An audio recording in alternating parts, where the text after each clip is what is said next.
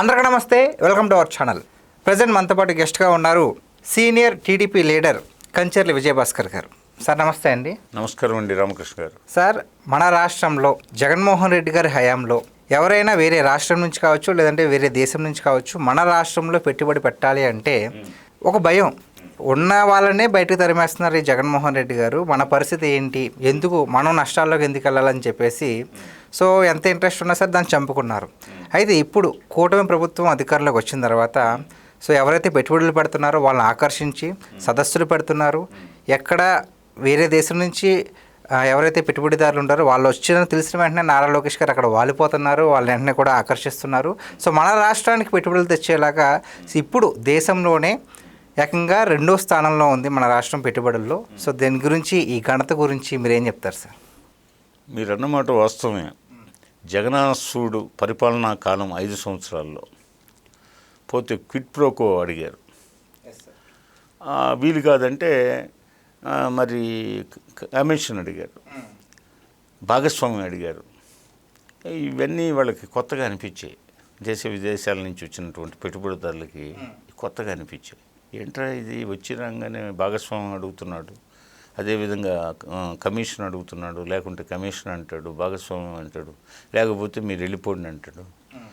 మనం వచ్చి పెట్టుబడులు పెడుతుంటే వెంటనే మనకు అనుమతులు ఇచ్చేసి ఇక్కడ నిరుద్యోగ యువతకి ఉపాధి అవకాశాలు కల్పించి తను ప్రజల మన్ననలు అందుకోవాలి. కానీ ఏంటి నా విషయం ఏంటి అంతా నాన్న అంటాడని చెప్పేసి వాళ్ళు ఇతని ధోరణికి తట్టుకోలేక ఇక వెళ్ళిపోయారు.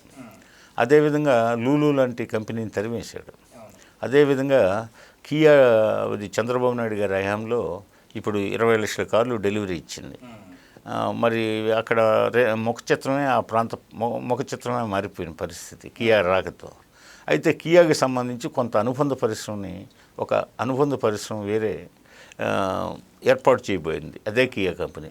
వాళ్ళని బెంబేలు ఎత్తిస్తే వాళ్ళు పారిపోయారు. అదేవిధంగా అమర్ రాజా బ్యాటరీస్ గల్లా జయదేవ్ గారు మరి వాళ్ళని నానా ఇబ్బందులు పెట్టాడు. అట్ట స్వదేశీ విదేశీ కంపెనీలందరినీ తరిమేశాడు. ఈ విధంగా 600 పైచీలు కంపెనీలను తరిమేసినట్టు మన దగ్గర బోగట్ట. అదేవిధంగా చంద్రబాబు నాయుడు గారి హయాంలో 1400 పైచీలకు ఎంఓఏలు కుదుర్చుకున్నారు. 1400 పైచీలకు. ఆచరణలో ఈయన 600 పైచీలకు వాటిని తరిమేశాడు. మిగతా వాళ్ళు అసలుకి ఇంకా ఎంఓఏలు కుదుర్చుకున్న వాళ్ళు ఇంక అంతు లేకుండా వెళ్ళిపోయారు. ఈ దెబ్బకి ఈ వార్తలు వెళ్ళిపోయాయి కదా వాళ్ళందరి దృష్టికి. ఈ రాక్షస రాజ్యంలో మనబోటి వాళ్ళకి స్థానం లేదు. అతను పెద్ద పోతే బకాసుడిని మించినటువంటి ధనదాహం ఉన్నవాడు. బకాసుడికి ఆకలి, ఈయనకి ధనదాహం అన్నమాట. కాబట్టి ఈ రాజ్యంలో మనం మనుగడ సాగించడం కష్టం అని చెప్పేసి వాళ్ళు ప్రత్యామ్నాయాలు ఎన్నుకున్నారు. సరే, ఇది పూర్వాశ్రమంలో ఎన్నికలకు ముందు జగన్నాసుడి కాలంలో జరిగినటువంటి పరిస్థితి. అయితే మన కూటమి అధికారంలోకి వచ్చిన తర్వాత కొంతకాలం రావడానికి భయపడ్డారు. మనం 94% స్ట్రైక్ రేట్తో అధికారంలోకి వచ్చిన 124 మంది శాసనసభ్యులతో వాళ్ళకు 11 స్థానాలు వచ్చినా ఎక్కడో ఏదో ఆ షాక్ నుంచి ఇంకా తేరుకోలేక వాళ్ళు భయపడ్డారు. చంద్రబాబు నాయుడు గారు, లోకేష్ బాబు గారు దేశ విదేశాలు పర్యటించినప్పుడు వాళ్ళు ఈ ప్రస్తావన తెచ్చారు. లేదు, మరలా మేము భంగపాటుకు గురవ్వాల్సి వస్తుంది, ఈ ప్రభుత్వాలు మారితే మా మీద ఇంకా కక్ష సాధింపుగా వ్యవహరిస్తాడు అతను పూర్తిగా క్రిమినాలజీలో నిష్ణాతుడాలు ఉంది కాబట్టి అతను క్రైమ్ మేము తట్టుకోలేము కాబట్టి మేము అని జంకారు. సరే, చంద్రబాబు నాయుడు గారు ఇంకా ఆయనకి ఆ పరిస్థితి లేదు, ఏదో ఒక్కసారి అని బతిమలాడుకుంటే ఏదో పోనీలు అని చెప్పేసి, ఏదో చీమకి పంచదార పాముకు పాలు పోసే మా సమాజంలో ఈ కర్మభూమిలో పుట్టాం కదా మేము, మా వాళ్ళకి సెంటిమెంట్స్ ఎక్కువ, ఏదో ఒకసారి నమ్మారు. అయితే మీరు ఎట్ట షాక్ అయ్యారు, మా ప్రజలు కూడా అట్ట షాకు గురయ్యారు. ఈయన దాష్టికాలకి, దాడులకి, దౌర్జన్యాలకి, ఈయన అవినీతికి, ఈయన దోపిడీలకి, ఈయన అక్రమ నిర్బంధాలు చేసిన విధానానికి, పోతే స్వేచ్ఛ లేకుండా మా అందరికీ అప్రకటిత ఎమర్జెన్సీ విధించిన దానికి బెంబేలు ఎత్తిపోయారు. మీలాగే మిమ్మల్ని మించి బెంబేలు ఎత్తిపోయారు. కాబట్టి మీకు నేను భరోసా ఇస్తున్నాను రండి అంటే, చంద్రబాబు నాయుడు గారు ఒక బ్రాండ్ ఇమేజ్ కాబట్టి ఆయన మీద నమ్మకం, స్టాన్ఫర్డ్ యూనివర్సిటీలో చదివిన విద్యార్థి కాబట్టి, ప్రపంచ బ్యాంకులో పనిచేసినటువంటి నారా లోకేష్ బాబు గారు పోతే యువ నాయకత్వం కూడా ఇచ్చిన భరోసాతో వాళ్ళు చిన్నగా కదిలి రావడం ప్రారంభించారు. ఆ తర్వాత ఇంకా శరపరంపరగా కంపెనీలు రోజు ముఖ్యమంత్రి కార్యాలయాన్ని సంప్రదిస్తున్నారు దేశ విదేశీయులు. ఇప్పటికే మొత్తం 23 లక్షల కోట్ల పైగా పెట్టుబడులు ఖరారైపోయాయి. అదేవిధంగా అనేక వందలాది కంపెనీలతో ఎంఓయూలు కుదుర్చుకున్నారు. కొన్ని కంపెనీలు ఆల్రెడీ గ్రౌండ్ లెవెల్లో శంకుస్థాపనలు అవన్నీ జరిగిపోయి నిర్మాణాల దశలో ఉన్నాయి. కొన్ని శంకుస్థాపనలు ఇటీవల అయ్యాయి. కొన్ని ఆల్రెడీ ఇప్పుడు సపోజ్ ఇప్పుడు ఆర్సిలర్ మిట్టల్ కంపెనీ, అదేవిధంగా కడపలో ఒక స్టీల్ ప్లాంట్, 2 స్టీల్ ప్లాంట్లకి శంకుస్థాపనలు అయిపోయాయి. అట్లాగే మనకి ఇప్పుడు data centre, Google data centre ప్రపంచంలోనే అమెరికా వెలుపల ప్రపంచంలో అత్యంత భారీ డేటా సెంటరు మన భారతదేశంలో, మన ఆంధ్రప్రదేశ్ గడ్డ మీద, మన విశాఖ వేదికగా అది శరవేగంగా జరుగుతున్న నేపథ్యం.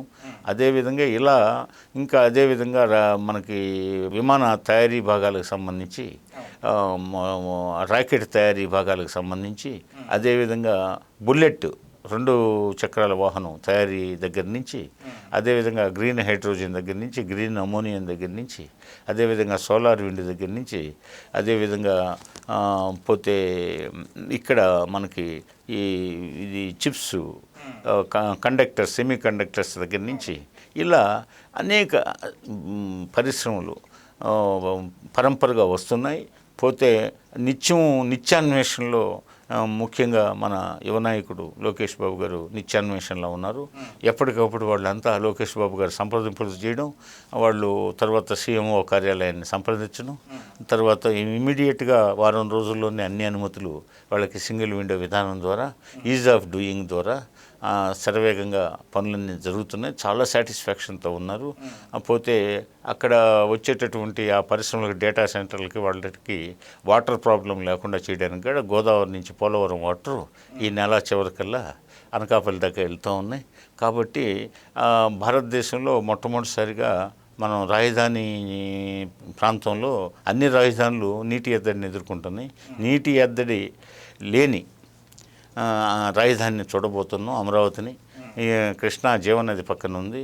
అన్ని అండర్గ్రౌండ్ డ్రైనేజ్ సిస్టమ్తో, అన్ని అండర్గ్రౌండ్లోని విద్యుత్ కానీ, స్తంభాలు కానీ, టెలిఫోను కానీ, వీటన్నిటి కేబుల్స్ మొత్తం అన్ని అండర్గ్రౌండ్ సిస్టంలో డ్రింకింగ్ వాటర్ కానీ అన్నీ ఏర్పాటు చేస్తున్నారు.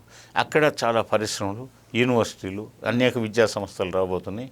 ఆల్రెడీ చంద్రబాబు నాయుడు గారి హయాంలో గతంలో తొలిసారి 2014-19 మధ్య ఆయన ముఖ్యమంత్రి అయినప్పుడు ఆంధ్రప్రదేశ్కి అప్పుడు అక్కడ అనేక విశ్వవిద్యాలయాలు తీసుకొచ్చాడు.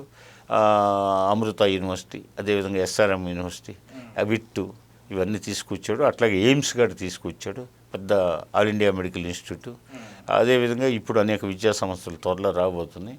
కాబట్టి ఇప్పుడు దేశంలో దేశానికి వచ్చే రూపాయి విదేశీ పెట్టుబడులు 25 పైసలు పెట్టుబడి ఒక ఆంధ్రప్రదేశ్కి వస్తుంది. కాబట్టి భవిష్యత్తులో మన పార్టీ మేనిఫెస్టోలోనే కాదు, మేనిఫెస్టోలో చెప్పకుండానే ఉద్యోగాలు, చాలామంది ఏదో అంటున్నారు నిరుద్యోగ భృతి ఇవ్వలేదని. అసలు నిరుద్యోగ భృతి ఆంధ్రప్రదేశ్లో ఏర్పాటు చేసిన మొట్టమొదటి ముఖ్యమంత్రి ఎవరంటే, ఆంధ్రప్రదేశ్కి అనేక మంది ముఖ్యమంత్రులు చేశారు. నీలం సంజీవ్ రెడ్డి చేశాడు, దామోదరం సంజయ్ చేశాడు, భవన వెంకటరామ చేశాడు, టి అంజయ్ చేశాడు, మరి చెన్నారెడ్డి చేశాడు, అదేవిధంగా ఇంకా కిరణ్ కుమార్ రెడ్డి చేశాడు, రోసయ్య చేశాడు, మరి రాజశేఖర రెడ్డి చేశాడు, జగన్మోహన్ రెడ్డి చేశాడు. వాళ్ళు ఎవరు నిరుద్యోగ భృతి ఇవ్వాల. ఓన్లీ చంద్రబాబు నాయుడు గారే 2014-19లో నిరుద్యోగ యువతకి నిరుద్యోగ భృతి ఇచ్చాడు. అయితే ఈసారి ఏంటంటే నిరుద్యోగ భృతి ఇస్తే మీరు ఇక ఉద్యోగ ప్రయత్నాలు చేయకుండా ఏదో వృద్ధులు పెన్షన్ తీసుకుంటున్నట్టుగా అలవాటు పడిపోయి ఇక మీ వ్యాపకం మారిపోతుంది, మీ ఏకాగ్రత తగ్గిపోయి మీరు ఉన్నత స్థానాలకు పోవాల్సిన వాళ్ళు, ఉన్నత విద్యావంతులైన మీరు ఉన్నత స్థానాలకు పోకుండా దీంతో సోమర్థనం వస్తుంది. కాబట్టి మేము 20 లక్షల ఉద్యోగాలు ఇస్తాం, మీరు ఉన్నత ఉద్యోగార్థులుగా ఉండొచ్చు. కాబట్టి మేము పరిశ్రమలు తెస్తాం, ఆయా పరిశ్రమలో మీకు సాఫ్ట్వేర్ కానీ, హార్డ్వేర్ కానీ, ఇతరత్ర అన్ని పరిశ్రమల మెకానికల్గా కానీ, ఎలక్ట్రికల్గా కానీ మీకు రకరకాల పోస్టులు మేము మంజూరు చేయిస్తాం. అది మంజూరు చేయించలేనప్పుడు నిరుద్యోగ భృతి ఇస్తామని చెప్పారు. కానీ కారు కోతలకు వస్తున్నారు వైకాపా వాళ్ళు. నిరుద్యోగ భృతి మీ సూపర్ 6లో నిరుద్యోగ భృతి ఇవ్వకుండానే సూపర్ హిట్ అంటున్నారని చెప్పేసి నేను వాళ్ళకి అనేక డిబేట్స్లో చెప్పాను, అనేక శాటిలైట్ ఛానల్స్లో కానీ యూట్యూబ్స్లో కానీ నేను చెప్పాను. ఈ ప్లాట్ఫామ్స్ కింద మేము 20 లక్షల మందికి ఉద్యోగాలు ఇస్తామన్నాం. అది చేయలేనప్పుడు మాత్రమే నిరుద్యోగ వృత్తిని గురించి ఆలోచిస్తామన్నాం. కాబట్టి ఇప్పటికైనా 3 లక్షల చిల్లర మందికి ఉద్యోగాలు వచ్చాయి, అటు గవర్నమెంట్ సెక్టర్లో కానీ ప్రైవేట్ సెక్టర్లో కానీ. గవర్నమెంట్ సెక్టర్లోనే సుమారు 70,000 మందికి ఉద్యోగాలు మన ప్రభుత్వం వచ్చిన తర్వాత ఒక డిఎస్సి ద్వారానే 16,000 చిల్లరిచ్చాం. పోతే అనేక ప్రభుత్వ శాఖల్లో ఇచ్చిన ఉద్యోగాలు అదే కాకుండా మళ్ళీ కొత్తగా డిఎస్సి నోటిఫికేషన్ త్వరలో వచ్చే అవకాశం ఉంది. అనేక ప్రభుత్వ శాఖల్లో ఖాళీలను మళ్ళీ నోటిఫికేషన్ ద్వారా ప్రకటించే అవకాశం ఉంది. అటు ప్రభుత్వ ఉద్యోగాలు ఇటు ప్రైవేటు ఉద్యోగాలతో 20 లక్షలు దాటి 25 లక్షల దాకా అయ్యే అవకాశం ఉంది 2029 ఎన్నికల నాటికి. కాబట్టి అటు నిరుద్యోగుల సమస్యను పరిష్కరించడం, ఇట్లా రాష్ట్ర జిఎస్డిపి పారిశ్రామిక రథచక్రాల కింద ఉత్పత్తులు ప్రారంభమైతే ఈ రాష్ట్రానికి జిఎస్డిపి పెరుగుతుంది, తద్వారా తలసరి ఆదాయం పెరుగుతుంది, రాష్ట్రం పారిశ్రామికంగా సుసంపన్నమై అవుతుంది. అదేవిధంగా తీరాంధ్ర 1000 చిల్లర కిలోమీటర్ల తీరాంధ్రని పోతే సీపోర్టుల ద్వారా, అదేవిధంగా ఎయిర్పోర్టుల ద్వారా, లాజిస్టిక్స్ ద్వారా, అదేవిధంగా పోతే మత్స్య సంపదను కూడా విదేశాలకు ఎక్స్పోర్ట్ చేయడం ద్వారా, అదేవిధంగా సముద్ర గర్భంలో గ్యాస్ నిక్షేపాల దగ్గర నుంచి, అదేవిధంగా స్వర్ణగిరిగా మార్చిన చరిత్ర నిన్న మొన్న చంద్రబాబు నాయుడు గారు. అదేవిధంగా కుప్పం దగ్గర కూడా మళ్ళీ బంగారు గనులు పడుతున్నాయి, అట్లాగే రామగిరి దగ్గర కూడా బంగారు గనులు పడుతున్నాయి, ఇంకోటి పగిడిపల్లి దగ్గర కూడా బంగారు గనులు పడుతున్నాయి. కాబట్టి ఈ బంగారు గనులు ఇవన్నీ ఉత్పత్తులంతా 2029 కల్లా అటు పోలవరం పూర్తి స్థాయిలో, అదేవిధంగా అమరావతి పూర్తి స్థాయిలో పూర్తి చేయడమే కాకుండా, అదేవిధంగా నేషనల్ హైవేస్ని అన్నింటినీ చక్కటి కనెక్టివిటీతో రాజధానికి చేకూర్చడం ద్వారా ఈ రాష్ట్రాన్ని సుసంపన్నంగా గురజాడ దేశమంటే మట్టి కాదే దేశమంటే మనుషులైన గురజాడ వాక్యాలను గుర్తు చేస్తూ పాడి పంటల పొంగిపొరల దారిలోని పాటుపడమే అన్నట్టు రాష్ట్ర ప్రజానీకం పోతే హ్యాపీయెస్ట్ కంట్రీస్లో మనకి ఫిన్లాండ్ అట్లాగే గ్రీన్లాండ్ ఆ దేశాలు మొదటి స్థానంలో ఉన్నట్టు భారతదేశంలో ఆంధ్రప్రదేశ్ని హ్యాపీయెస్ట్ స్టేట్గా ఉంచడంలో ప్రథమ స్థానంలో చంద్రబాబు నాయుడు గారి నాయకత్వం, మన లోకేష్ బాబు గారి నాయకత్వం తోడ్పడుతుందని చెప్పేసి నేను ఈ సందర్భంగా ఆశిస్తున్నాను. థ్యాంక్ యూ సో మచ్ అండి. మాకు తెలియని ఎన్నో ఈ సమాచారాన్ని నేటి తరం వాళ్ళకి, మాలాంటి వాళ్ళకి ఎంతో చాకచక్యంగా ప్రతి ఒక్కటి కూడా బాగా ఎక్స్ప్లెయిన్ చేశారు. థ్యాంక్ యూ సో మచ్ అండి. Thank you.